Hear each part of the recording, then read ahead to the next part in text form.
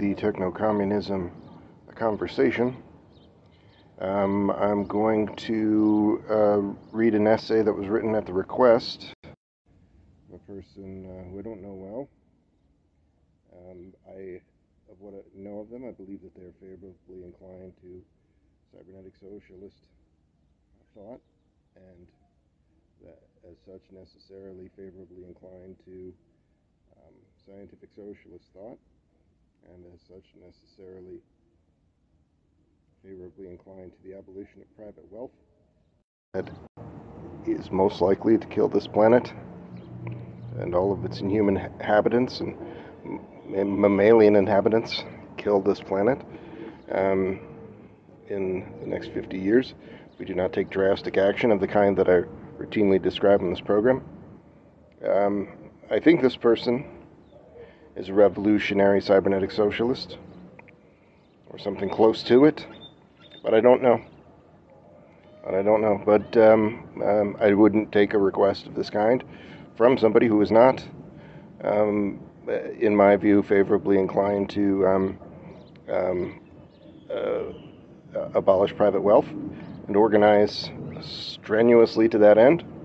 In fact, it's not a service I provide. I provide no services whatsoever to the more fascistic-minded people. That's the two kinds of people in this world: the socialistic-minded people, the people who are legitimately inclined to abolish private wealth and will take action to that end, and the fascistic-minded people who make excuses when presented with that necessary. There's no service that I will provide to you as a fascistic-minded person. I might beat you until your retinas detach. I'm pretty good at that kind of thing, but I will not write essays for you. This essay is called "The Ghost in the Machine: Analyzing the Grundrisse," Marx's unfinished Magnum Opus in the age of advanced computing. Marx's major unfinished works, the Grundrisse, offers a surprisingly prescient lens through which to examine the potential emergence of an advanced computing run institution and ultimately economy. Analyzing Marx's economic theories, particularly his emphasis on the historical materialism and the relationship between technology and social relations, this techno-communist conversation will explore how his ideas hold relevance to to a future dominated by, quote, AI, artificial intelligence. A big weasel word, but also perhaps the most important development in human history, arguably since telephony and electricity rocketed the world into modernity. Perhaps a bigger transformation even than that. By examining the Grundrisse concepts of alienation, the role of technology under capitalism, and the social forces driving innovation, we can begin to imagine the tremendous opportunities and even articulate some of the challenges that will unfold in this advanced computing-driven economic system that we must build within the next 5 years, or humanity will be doomed, as I alluded to. We are less than 5 years away from runaway overheating, rendering this planet increasingly uninhabitable in the years to follow. All of this is owing to capitalism's climate apocalypse. A blueprint for understanding this Grundrisse, it was written by Mr. Marx in 1858, and it is not a finished work, but rather a collection of notes outlining his changed economic and philosophic theories relative to his earlier works. Like all of us, perhaps, Mr. Marx had said some things that somewhat contradicted things that he had earlier said. His thinking evolved quite a lot relative to many political philosophers and philosophers of his stature. These works served as a springboard. The alluded to works, most notably, of course, the Communist Manifesto and Das Kapital, served as a springboard for his later works, and this one the Grundrisse was very much influenced by all of this. Marx here delves into a vast array of topics, including historical materialism, the development of capitalism, and the nature of value and exchange, while not explicitly addressing the complexities of advanced computing, of course. Such a thing had not been conceived of. Ada Lovelace had done one or two things of significance here to conceptualizing of this, but this was a completely unknown concept. Marx's insights on technology and its interplay with social relations do provide us a valuable framework, however, for analyzing the revolutionary cybernetic socialist outcome which we must pursue, or face oblivion. And so this significant impact of advanced computing on the future, if we indeed have a future, of humankind, of work, and other aspects of the organization of society. Historical materialism and the productive works as it relates to technology, according to Marx, does relate quite a bit to advanced computing. And central to Marxist historical materialism is the notion that societal development is driven by changes in the mode of production, and this mode of production encompasses the social organization of labor, the tools and technologies employed, and the prevailing relations of ownership. Marx argues that advancements in technology, a key component of the productive forces, fundamentally reshape these relationships, propelling society through various historical stages. This hasn't been, in recent years, the most heartening of phases that we are in.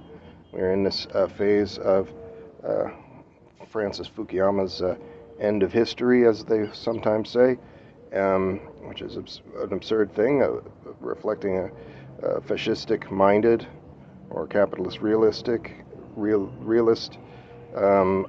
set of biases that have not become universal, but have become so much leveraged by the Western fascist ruling elites as to allow for something as ridiculous as the killing of the planet by private wealth.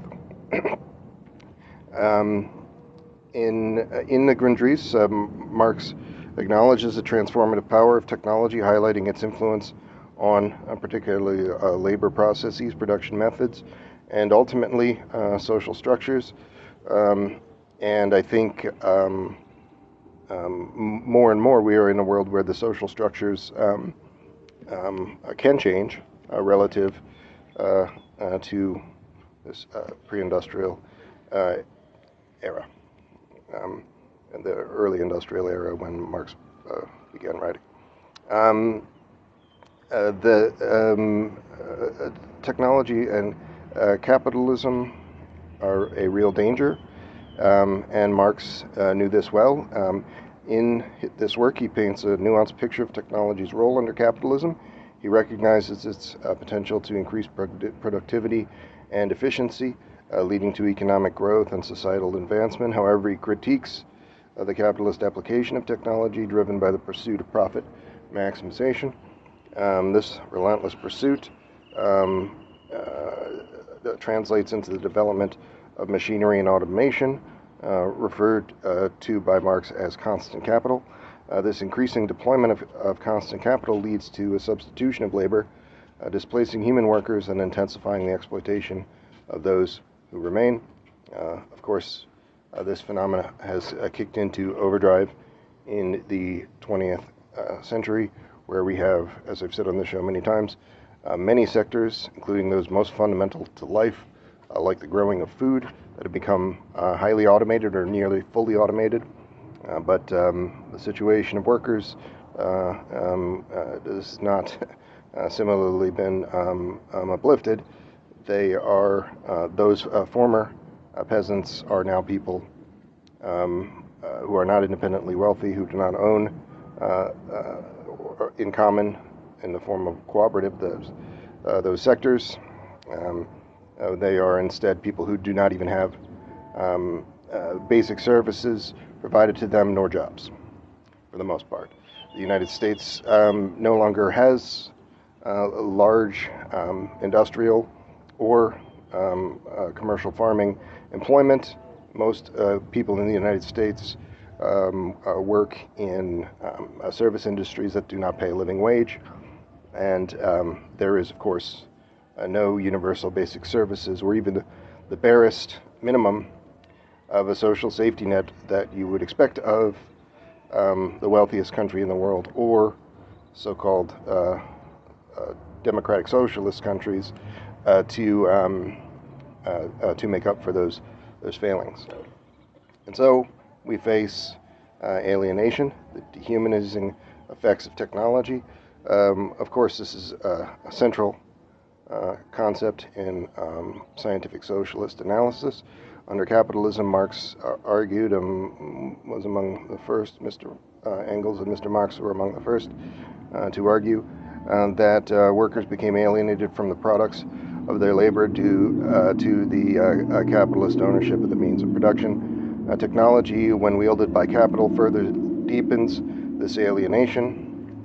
Thus, the contradictions of the kinds that I've described here, billions of people without the basic needs being met, a dying planet.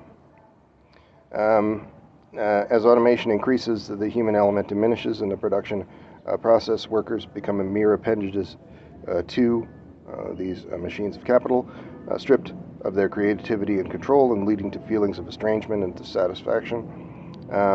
This alienation, Marx suggests, fosters a disconnect between human beings and their capacity for meaningful work. Social relations can shape technology's trajectory, however, while recognizing the profound impact of technology on society. Marx, who was among the first people to really describe concepts in technological determinism, also cautions against a simplistic view of technological determinism. I don't know how many transhumanists and people like this I tagged in this conversation, but they would do well to exercise this caution. Almost none of them are living in reality. Most influential, perhaps, of transhumanists might be Ray Kurzweil, who's the effective CTO of Google. And he's a person who ostensibly writes a nonfiction, but his work would be more rightly described as hard sci-fi, that is presented in the manner of Robinson Crusoe in its time as a real narrative, but is in fact fiction. That is basically all of these TESCREAL people, technophiles of different stripes, people who the elevator's not going to the top floor. They're not engaging with reality. There's maybe a few people who don't fit that description. I'm sure if you point them out to me, I'd be happy to give them a fair shake. I haven't met any. Marx emphasizes that technology itself, of course, is not a neutral force. It is shaped by the existing social relations of production within which it emerges, thus under the supremacy of things like neoliberalism in the late 20th and early 21st century. We have the effective near annihilation of so many species, tens of thousands of species already extinct, and humanity soon to be among them. Unless you embrace the revolutionary cybernetic socialist path, which I must insist you do. I am pretty strong. I'll beat you if you tell me otherwise. No. But that is the gravity of the situation. If you're not doing this, you probably don't deserve to be alive. In other words, the direction and purpose of technological advancement, of course, is not preordained, and that bears repeating because we are not dead yet. But is not preordained, but is influenced by the prevailing economic system and its power structures, and we can build those power structures by building the agentariat, an AI agentic network, and ultimately class that re-envisions manual and intellectual labor and is able to take on the roles so badly bungled by industrial and finance capital. The capitalism driven by profit, of course, fosters a particular path of technological innovation, one focused on cost reduction and labor substitution. And so, now to the ghost in the machine, conceptualizing this revolutionary cybernetic socialist outcome, which is the abolition of private wealth through an AI agent run set of economic systems, ultimately the totality of the economy. This would lead to something like a United Earth Directorate, another concept described at length in earlier shows. Through the lens of the Grundrisse, one can imagine this AI agent run set of economic systems as the ultimate embodiment of capitalism's relentless pursuit of efficiency. Capitalism in earlier decades was not quite charitably viewed as a thing not to kill the planet, but as a transitional phase. And so there were many people, for example, in turn of the century Russia and Germany, who were affluent people who had made fortunes through private wealth, or had inherited fortunes of private wealth, who nevertheless donated money, sometimes a great number, to the Bolshevik causes and similar causes in Germany and elsewhere. This is, of course, not unheard of, but as I said in the last show, or perhaps the one before, in 1905, people had a certain kind of optimism that is not possessed today, a certain kind of naivete that is not possessed today about, for example, the thing I mentioned, that in 1905 a person would not imagine that state socialism would have been possible in as early as 1923. They would have assumed that state socialism would have only come at such time as there was a universal literacy on the subject of scientific socialism, and that might come in some 300 years. But instead, a glorious experiment of the USSR endured for 60 years, and others in some form endure today.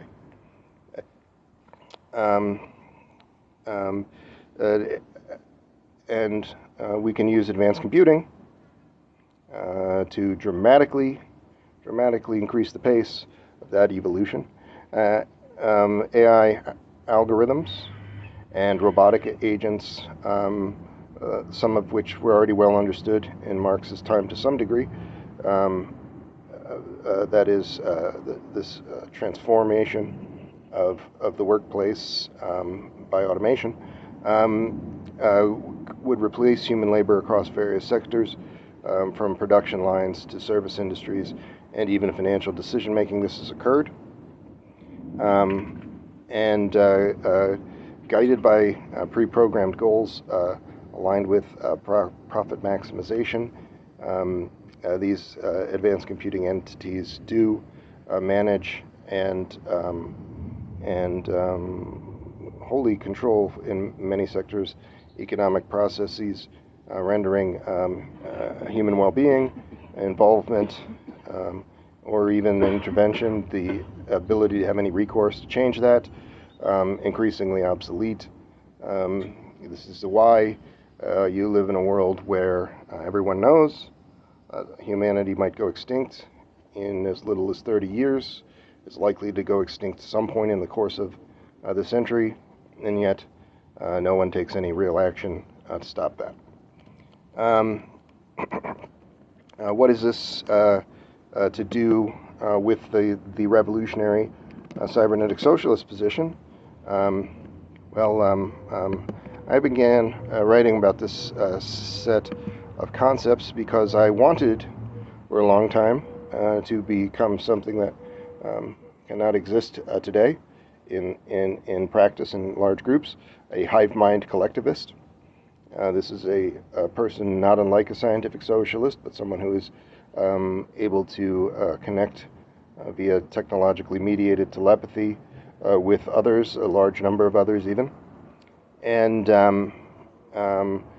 this is a troubling concept to people, as our brain-computer interfaces, even those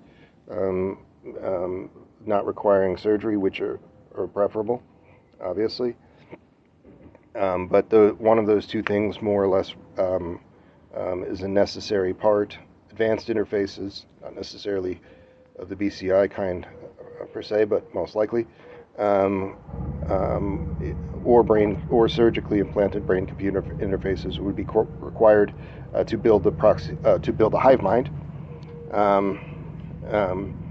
The proxy hive mind of the AI agentariat, wherein a person whose life is not so different from yours, who might even be a person who sleeps a lot, doesn't have to do much work, doesn't have to really engage with the process, but nevertheless has an AI agent, like a modified Mistral LLM that they could download to their computer in the course of 2024, and that is modified to work with other AI agents.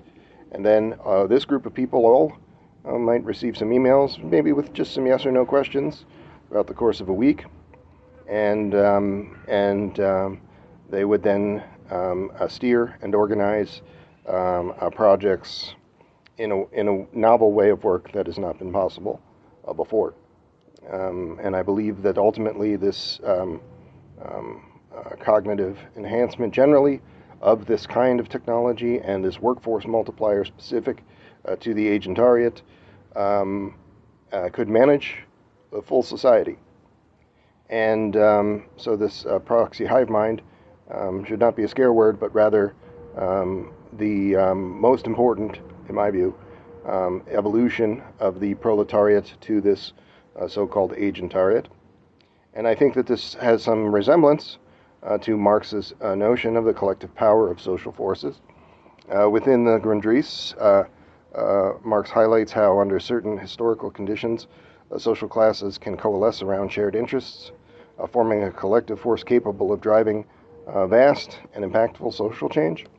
And I believe in this conundrum that we face of capitalism's climate apocalypse and the possibility of an advanced computing and collectivism in the context I've described, ultimately an AI-run economy. One could easily imagine this interconnected network of AI agents operating not in the year 2045 or 2145, but in the year 2025, and operating with a degree of insight. That is the thing that I think makes this concept timely, is that these LLM models are transitioning now from being writing assistants and very relatively simple digital assistants, and I'll comment on this perceived simplicity in a moment, relatively simple writing assistants and digital assistants to things capable of planning to such a degree that the AI agentariat could be seen as the cliched iceberg, wherein the humans and the human labor is a visible part of the iceberg, but a much vaster part is the AI agents themselves capable of doing the overwhelming lion's share of the work. And these agents, of course, are not conscious because get real, but they are able to complexly plan, and in ways that I think is already starting to be reflected in these chatbots. I'm a pretty obsessive user of chatbots. I wouldn't have written this essay without them, and I can begin to see the glimmer of this agency even in the free chatbots available today. And certainly organizations like Meta, parent company of Facebook, have claimed that their semi-open source chatbot Llama 3 will have those qualities in ways that today's downloadable chatbots do not. The chatbots of early 2024 or 2023. So these agents could leverage then a vast combination, a vast collective of processing power and access to information necessary for projects requiring the humans involved to really learn nothing in terms of specialization, and then make more complex decisions than really previously possible by organizations with somewhat similar mandates, say mega corporations, regarding resource allocation, production levels, the state of the market, most importantly, human needs for human betterment and sustainability. This collective intelligence in this form of this proxy hive mind of the AI agentariat, which I've contrasted with the connectariat, which would be more or less the same thing but with brain-computer interfaces, while lacking subjective human experiences of the things that we like to term consciousness, which I don't recommend that you think too much about, could represent a powerful force shaping the economic landscape. Spectre haunts the machine challenges for revolutionary cybernetic socialist. A few quick questions. Who would own and control these advanced computing technologies? Who does today own and control them? Would they continue to be concentrated in the hands of the people killing the planet, fascistic governments and corporations exacerbating existing concerns? Could the advanced computing economy further marginalize human labor, even in its desire not to do so, leading to mass unemployment and greater social unrest?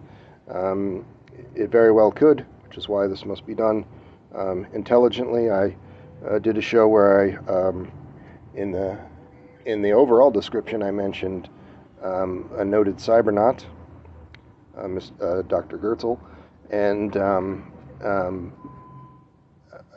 I think that Dr. Goertzel's organization and work and his team are mostly aligned with the revolutionary cybernetic socialist outcome, but I described some of the ways in that show in which failure to become a thoroughgoing, thinking scientific socialists in the ways that they really are not will lead to this set of concerns, the greater divide, and so forth.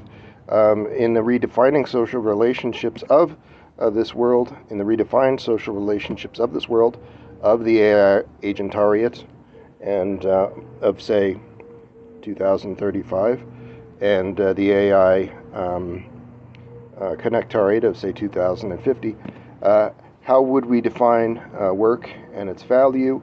These are questions that you will see AI pundits who are not scientific socialists bloviating on ad nauseum, but nevertheless they are real concerns for the scientific socialists.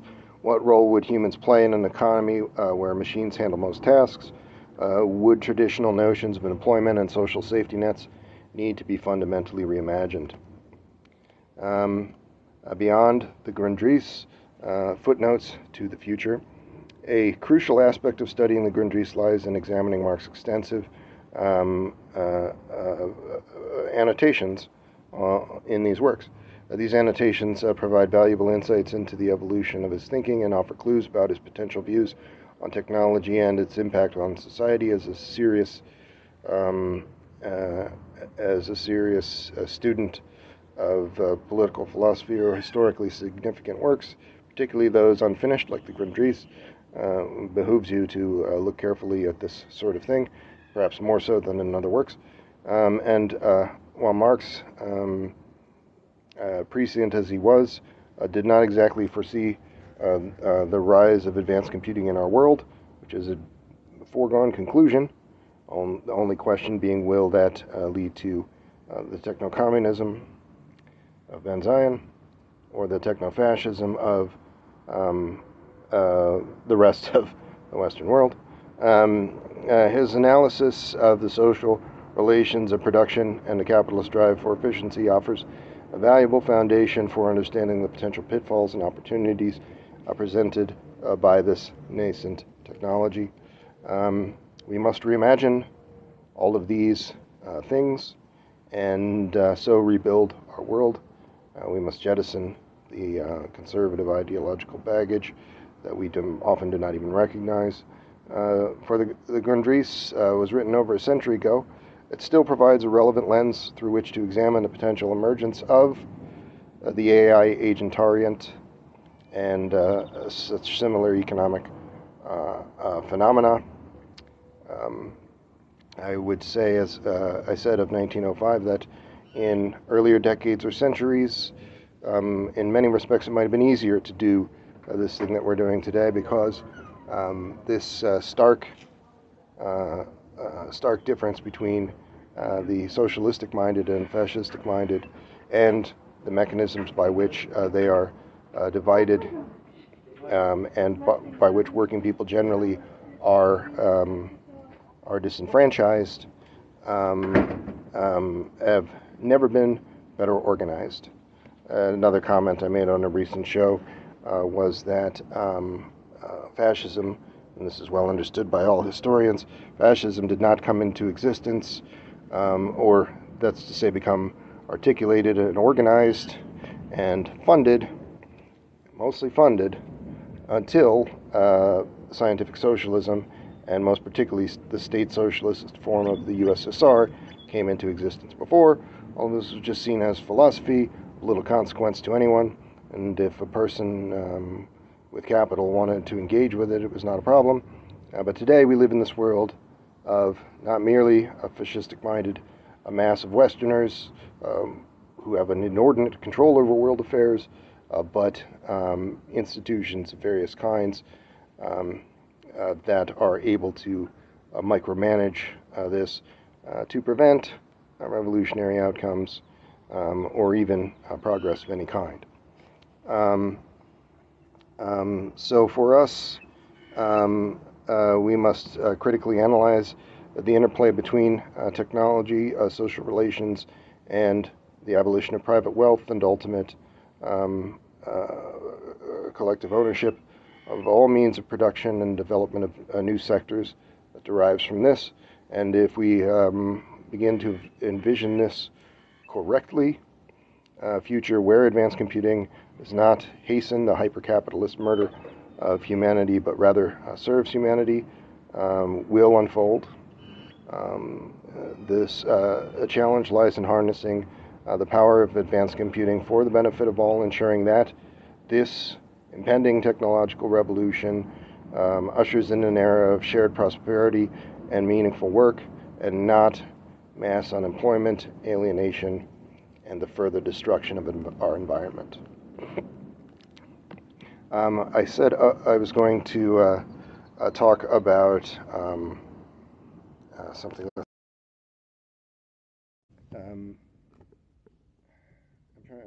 I looked at my note that related to the thing I said I was going to call back. To do with the idea of this chatbot situation of 2023 and 2024. You were listening to the show. There's a fairly good chance that you're familiar with the concept of large language models allowing for weak but increasingly strong digital assistants. I was going to point out that certain aspects of this existed for more than a decade. So, if you will imagine that such a person exists, and they almost certainly do, a person who is a political, philosophic, and world affairs savant who is functionally illiterate. By the technology developed in the 2000s, by the 2000s and 2010s, such a person could use not a chatbot, but what they could do is dictate to their phone and have their phone read anything, including their own dictation, back to them.